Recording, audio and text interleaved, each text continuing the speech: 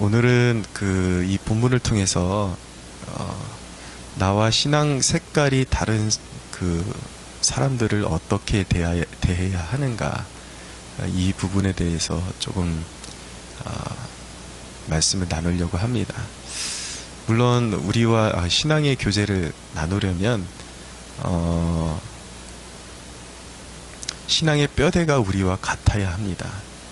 무엇이냐면 사도신경의 내용을 그대로 믿고 고백할 수가 있어야 되고, 부수적인 것들이라 할지라도 지나치게 엇나가서 이단으로 정죄된 사람들과는 우리가 섞일 수 없고 그들과 교제해서는 안 됩니다.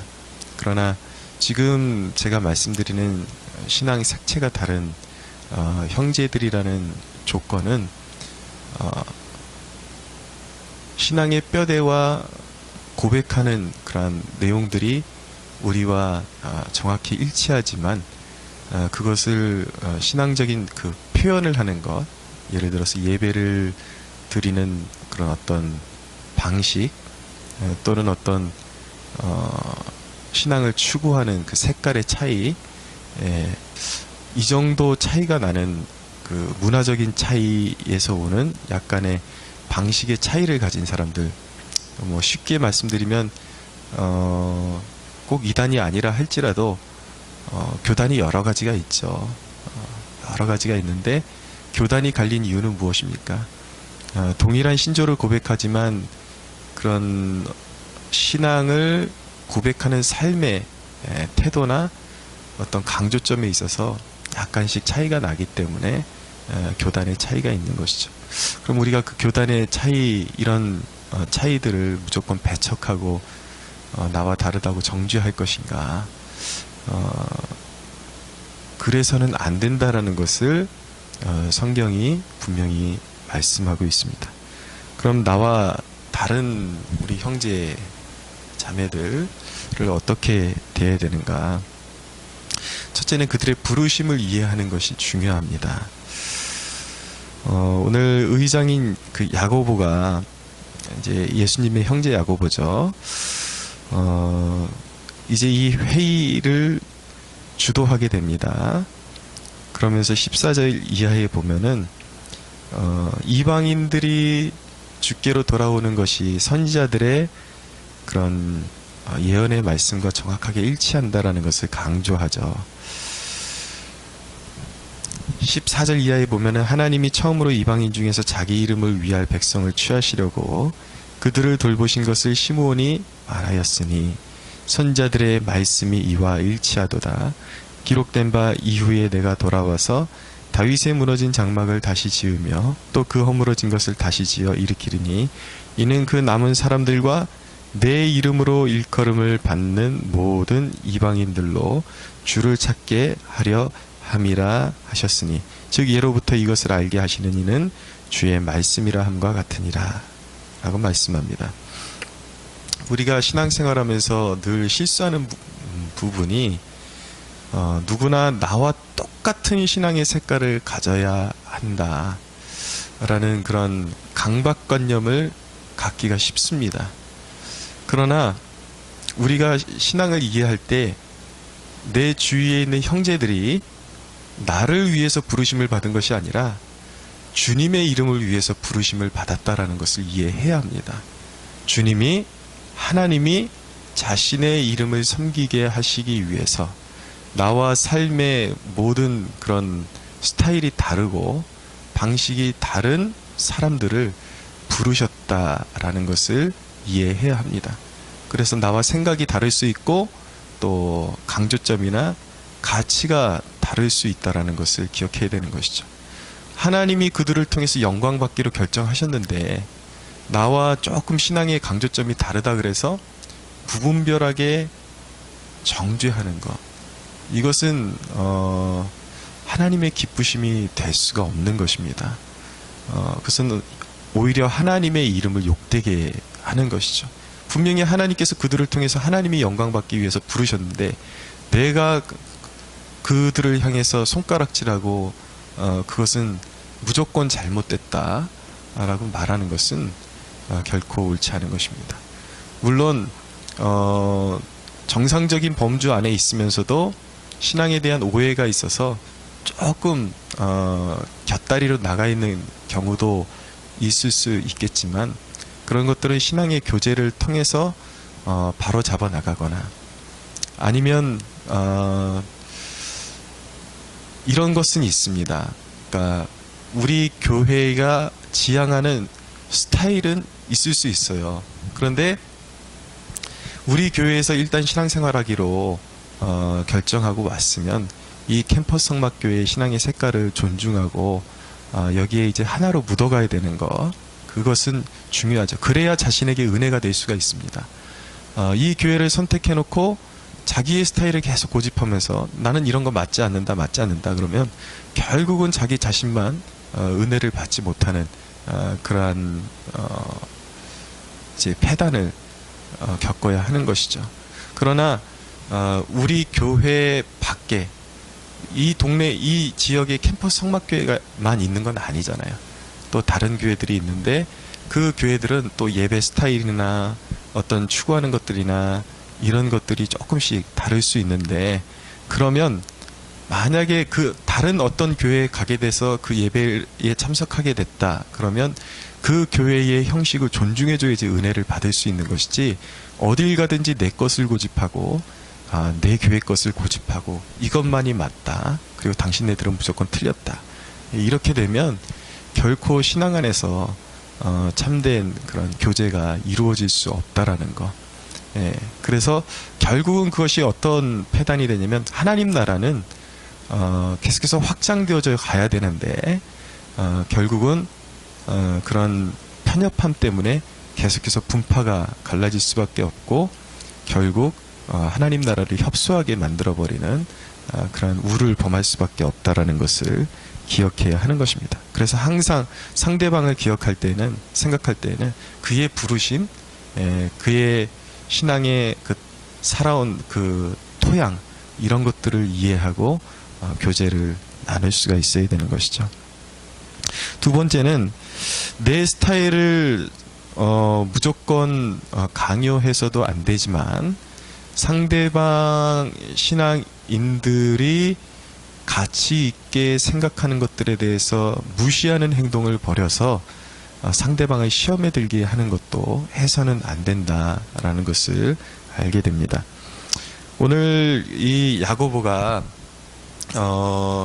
베드로의 그 이야기를 듣고 결국은 그의 말에 공감을 하게 되고 동의를 하게 되고, 구원이라는 것이 할례를 행하거나 이런 의식법, 유대인의 의식법을 행함으로 구원에 이르는 것이 아니라 오직 예수 그리스도의 공로로, 믿음으로, 선자들의 예언의 말씀대로 전적인 하나님이 이루신 그 구속의 은혜로 구원받는다라는 것을 다시 한번 강조하죠.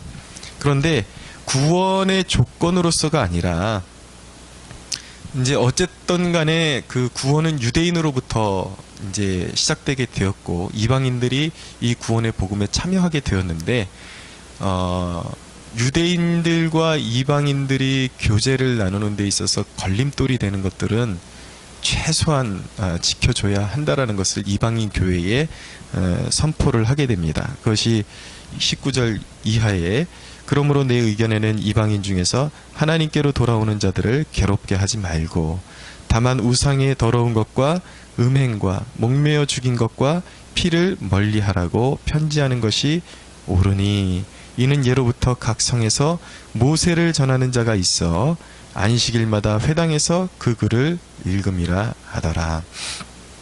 자, 이방인 그리스도인들이 존재하는 곳마다 당시에는 이 근방에는 다 회당이 있었고, 흩어진 디아스포라 유대인들이 있었고, 그들이 율법을 연구하고, 그리고 당시에 예수를 믿게 된 유대인들 중에는 아직도 이 율법 의식의 잔재들을 다 버리지 못하고, 이것이 이제 구약에서 신약으로 바뀌는 과도기적인 입장, 신약이 되었지만 그 행습이 구약에서 신약으로 완전히 이제 바뀌는 전환기에 있었기 때문에 그들이 아직도 버리지 못한 그런 유대교적인 관습도 있었는데, 이방인 그리스도인들이 유대인 형제들이 아직까지는 중요시하는 그런 관습들이나 이런 것들에 대해서 무조건 무시해서는 안 된다라는 것을 제시를 하고 있는 것입니다. 그리스도인으로서 살아가면서 지켜야 될 삶의 방식이 오늘 20절에 나타나는 그것만 있는 것은 결코 아니죠. 우리가 하나님의 말씀을 묵상하고 적용하다 보면, 그러나 여기에 지금 표현하고 있는 것은, 강조점은 무엇이냐면 유대인 형제들이 굉장히 가치 있게 생각하는 것들, 그런 율법의 가치에서 지나치게 벗어나는 그런 방종들을 그들 앞에서 이제 걸림돌을 놓지 말아라.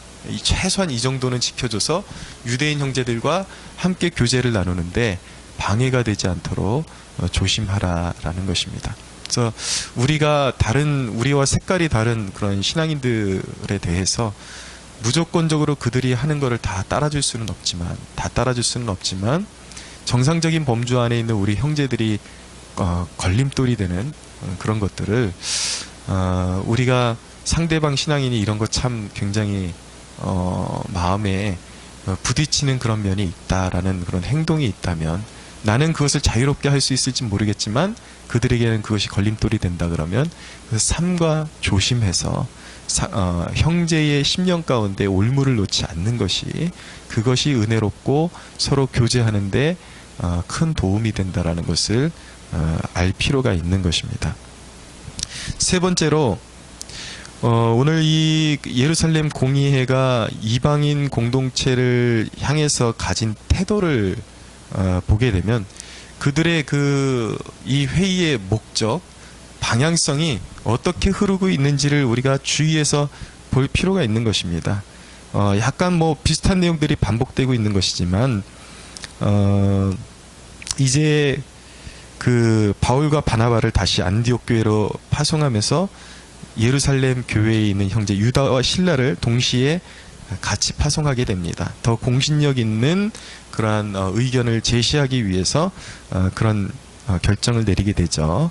그리고 이제 공의회에서 결정한 편지를 보내게 되는데 23절 이하에 보면 그 편에 편지를 붙여 이르되 사도와 장로된 형제들은 안디옥과 스리아와 길리기아에 있는 이방인 형제에게 문안하노니 들은즉 우리 가운데서 어떤 사람들이 우리의 지시도 없이 나가서 말로 너희를 괴롭게 하고 마음을 혼란하게 한다 하기로. 자, 여기서 뉘앙스를 잘 살펴야 됩니다. 이방인 교회들에게 더 무거운 짐을 조건들을 얹기 위해서 애쓰고 있는 것이 아니라 어떻게 하면 그들의 정체성과 자율성을 보장해주고 인정해줄 수 있는지에 대해서 포커스가 맞춰져 있다라는 것을 보게 됩니다. 그래서 28절에 보면 성령과 우리는 이 요긴한 것들 외에는 아무 짐도 너희에게 지우지 아니하는 것이 옳은 줄 알았노니. 그러면서 다시 우상의 잼을 얘기가 나오죠. 성령과 우리는, 그러니까 성령님의 뜻이, 하나님이 이 회의 가운데 그들이 의논하고 이렇게 결정하는 그런 과정 가운데 함께 하셨다라는 것을 알게 되는데, 이 대목이 시사하는 것은 하나님조차도 이방인들에게 지나치게 유대인의 관습을 메어놓는 이런 것들을 원치 않으시고, 그들의 자율성, 신앙의 자율성, 그들의 그런 정체성, 이런 것들을 이해해주고 양해해줘서 하나님의 나라가 더욱더 확장되어지고 서로 품고 교제하기를 원하는 것이 하나님의 뜻이지, 결코 불합리한 배타성을 제시해서 교회를 쪼개는 것을 하나님이 기뻐하시지 않는다라는 것을 알게 되는 것입니다. 말씀을 이 새벽에는 우리가 그렇게 깊게 나눌 수 있는 자리는 아니기 때문에 여기서 정리하는 쪽으로 이제 말씀을 나누겠습니다. 그러나 이 시대 가운데 지금 한 20분 되는 강단에서 상황의 특수성을 모든 것을 설명할 수 있는 것은 아니지만 이 시대에 조심해야 되는 한 가지만 말씀드리려고 합니다. 우리가 살아가는 이 시대의 신앙을 가르치는 선생들 중에서는 목사들 그리고 선교사들 이런 부류 중에는 중심을 잃은 배타성을 가지고 있는 사람들이 있습니다. 여러분들 특별히 이 영상 매체가 발달한 이 시대에 가장 조심해야 되는 것은 무엇이냐면 성경을 강해해 주면서 거의 우리가 고백하는 신앙의 내용과 같은 것을 말해주는 것 같은데 별로 틀린 거 없는데 아주 무서운 부류가 있습니다. 무엇이냐면 어떤 본질 외의 것을 설명해 주면서 자기와 같이 말하지 않는 한국교회, 자기와 똑같이 말하지 않는 대다수의 목회자들은 다 잘못된 것이다. 한국교회 다 틀렸다. 그러면서 결국은 듣다 보면은 자기 설교 안에만 구원이 있다. 자기 교회 안에만 구원이 있다. 우리 단체 안에만 구원이 있다. 우리 단체에서 얘기하는 것처럼 그렇게 믿지 않으면 다 배도다. 이런 식으로 중심이 잃은 배타성을 가진 경우에는요, 듣다가 그런 쪽으로 빠진다. 그러면 신앙은 자기 교회에서 생활하는 것이 가장 배우고 그 스타일대로 신앙생활하는 것이 가장 건강하거든요. 근데 최근에는 아무리 이렇게 목회자들이 제재를 해도 이 영상 매체가 워낙 발달을 해가지고 사람들이 이제는 더 이상 통제할 수 없는 시대가 되었습니다. 근데 이것만은 아셔야 돼요. 그런 중심 잃은 배타성을 보이는 설교자들 단체는요, 거의 80~90%가 이단적인 사상으로 물들어 있는 사람들이라는 것을 기억하셔야만 합니다. 이전에도 제가 그 세계로교회 신옥주 목사 그 분파가 한창 떠오를 때에 아직 이단이 정제되기 직전이었어요. 근데 사람들이 너무 열광해가지고 제가 들어보니까 설교 한 2편을 들어봤는데 보니까 딱 이런 케이스예요. 사람들이 열광하는데 비슷하게 말하는 것 같은데 뭔가 기존 교회에서 들을 수 없는 특이한 것들을 설명을 하면서 자기처럼 말하지 않으면 그래서 한국교회가 다 썩었고, 그리고 한국교회 목사들은 뭐 구원도 모르고 오직 자기 교회 안에만 진짜 구원이 있고 참신앙이 있다라고 이런 식으로 방향이 흘러가는 것을 보고서 제가 나름대로 판단을 했습니다. 이 머지않아서 이제 이단으로 정제되겠구나라고 생각을 했는데 한 뭐 4~5달인가 그렇게 지나서 결국은 이단으로 정제가 됐습니다. 그러니까 그것이 여러분 뭔가 자기만이 대단한 영적인 비밀을 가지고 있는 듯한 그런 목사들을 조심하십시오. 그러니까 중심 잃은 배타성, 이런 것들이 보인다 그러면 아무리 그 사람이 천국을 갔다 오고 뭐 영적으로 무슨 어떤 대단한 환상을 보고 대단한 것들을 체험했다 할지라도 결국 그 끝은 이단입니다. 결국은 멸망의 길로 가는 것이니까 자기 영혼을 혹해가지고 그런데 자기의 영혼을 팔지 말고 건강한 신앙을 항상 추구하면서 가장 많이 들어본 내용이 가장 건강한 것입니다. 사실은. 그래서 이 하나님이 우리에게 허락하신 진리 안에 머물고 늘 그렇지만 하나님께서 허락하신 그 진리 안에 있는 다양성을 우리가 잘 이해하고 상대방을 배려하고 하나님 나라가 나의 편협함으로 인해서 쪼개지는 일이 없도록 그렇게 항상 우리의 그런 신앙의 방향성은 하나님 나라를 쪼개는 것이 아니라 형제를 품고 서로를 존중하고 확장시켜 나가는데 하나님의 그 기쁨이 있다는 것을 기억하면서 하나님 나라를 확장시켜 나가는 일에 쓰임받는 저와 여러분들이 되기를 예수님의 이름으로 축원합니다.